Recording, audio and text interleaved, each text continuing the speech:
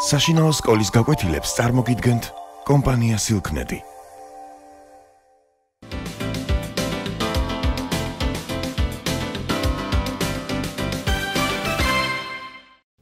მოგესალმებით. ერთ ბრძენს კითხეს, რა განსხვავებაა განათლებულსა და გაუნათლებელ ადამიანს შორისო? იგივე რაც მკვდარსა და ცოცხალს შორისო, გასცა პასუხი ბრძენმა. თქვენ როგორ ფიქრობთ, რა აზრის ახართ ბრძენის პასუხზე? მაგრამ მოდით ნუიჩქარებთ პასუხის გაცემას, იმიტომ რომ მე მინდა ერთი ზღაპარი წაგიკითხოთ. ამ ზღაპრის ავტორი აკაკი წერეთელია. გაიხსენეთ ზღაპარს, რომელსაც ავტორი ჰყავს, ლიტერატურული ზღაპარი ჰქვია, ხოლო რომელსაც არ ჰყავს ერთი კონკრეტული ავტორი, ის ზღაპარი ხალხურია. ამ ზღაპრის სათაური გახლავთ მოსწავლე და მასწავლებელი.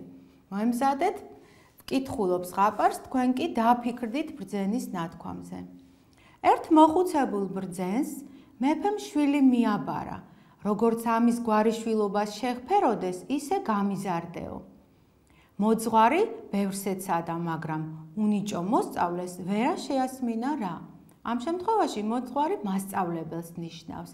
ვერა შეასმინა რა, ესე იგი მან ვერაფერი გააგებინა, ვერ ასწავლა. რომ დავაჟკაცდა, მეფის ვაჟი ესე იგი, მეფემ შემოუთვალა გამზრდელს.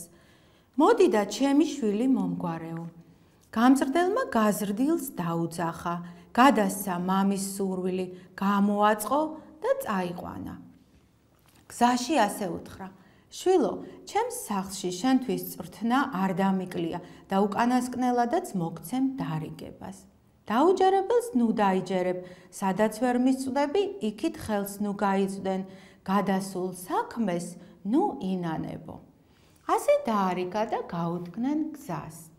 გზაზე მოსწავლემ ჩიტი დაინახა.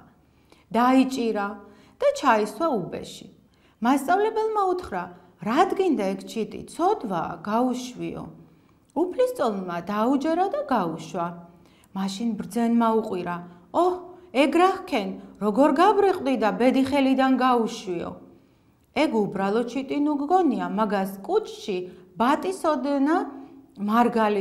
კვერცხის ოდენა მარგალიტი ჰქონდაო. უფლისწული გამოეკიდა ჩიტს, მაგრამ ვერ დაიჭირა. შეწუხდა და ტირილი დაიწყო. მაშინ მასწავლებელმა ჰკითხა, განა, ასე იმახსოვრებ ჩემს დარიგებას? აკი გითხარი დაუჯერებელს ნუ დაიჯერებ მეთქი. ეგ ჩიტი ერთი ციცქნა იყო, იმხელა მარგალიტი კუჭში როგორ ჩაეტეოდა. თანაც რაზეც ხელი არ მიგიწვდება, იმას რაღაც ეპოტინებოდი. გაფრენილ ჩიტს როგორ დაიჭერდი? ისიც ხომ გითხარ, გადასულ საქმეს ნუ ინანებ მეთქი. ტირილით განა, რამე ეშველებოდა გაფუჭებულ საქმეს. ამით გათავდა მათი საუბარი. მივიდნენ სასახლეში. მეფემ ნახა თავისი შვილი, გამოჰკითხა ბევრი რამ და დიდი ჭკუა ვერ შეატყო. მაშინ მის გამზრდელს უსაყვედურა. ბევრი ვერაფერი გისწავლებია ჩემი შვილისთვისაო. ბრძენმა მოახსენა. ერთი სათქმელი მაქვს, ის მომისმინეთ და მერე შემრისხეთ. ერთი კაცი მომგვარეს სახლში სტუმრად. მე ბინა არა მქონდა და ვერ მივიღე ისე, როგორც მას ეკადრებოდა. სტუმარიც გაბრაზდა და წავიდა. გეკითხებით, მომყვანს აქვს თუ არა რამე ბრალი ამ საქმეში? მეფემ ბრძანა. ეგ მასპინძლის ბრალია, რომ ბინა არ ჰქონდა და კარგად ვერ მიიღო, მომყვანი რა შუაშიაო? მაშმერად მიწყრებით, დიდებულო ხელმწიფე, სწავლა და მეცნიერება სტუმარია, ჭკუა კი მასპინძელი და თუ თავში ადამიანს ჭკუა არ აქვს, იქ აღარც ცოდნა მოიცდისო. მე ბევრს ვეცადე, მაგრამ თქვენს შვილს რომ ბინა არ ჰქონდეს ცოდნისა და სწავლისათვის და ვერ უმასპინძლოს ამ საპატიო სტუმრებს, ჩემი რა ბრალიაო. აქ დასრულდა ზღაპარი და თქვენ ალბათ ძალიან დიდი შთაბეჭდილების ქვეშ აღმოჩნდით. მოდით ახლა გავიხსენოთ შინაარსი და დავფიქრდეთ, რას გვთავაზობს ეს ზღაპარი, რაზე უნდა ვიფიქროთ მომავალში. როგორი მოსწავლე აღმოჩნდა მეფის შვილი, როგორც ტექსტიდან ვიგებთ, იგი არ იყო ჭკვიანი, უფრო მეტიც აქვე გითხრა ავტორმა, რომ უნიჭო მოსწავლე ყოფილა იგი. მან ვერაფერი ისწავლა ბრძენისაგან. საკმაოდ დრო დაჰყო მასთან, დავაშკაცდა კიდეც, მაგრამ ვერაფერი ისწავლა. გავიხსენოთ, რა საყვედური უთხრა მეფემ ბრძენკაცს. მან უსაყვედურა, რომ ვერაფერი გისწავლებიაო.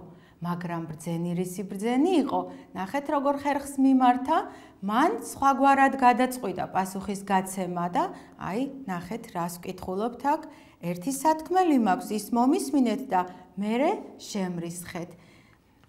რას ადარებს ბრძენკაცი სწავლასა და განათლებას? აუცილებლად დაუკვირდით ამ ფრაზას. ეს ზღაპარი, როგორც მოგეხსენებათ, აკაკი წერეთელს ეკუთვნის და ეს ფრაზაც მისივეა. ამიტომაც საჭირო იქნება ამ ფრაზის დამახსოვრება და რომ კარგად დაიმახსოვროთ, ამოიწერეთ საშინაო დავალების რვეულებში. აი, ვკითხულობ ხმამაღლა ამ ფრაზას.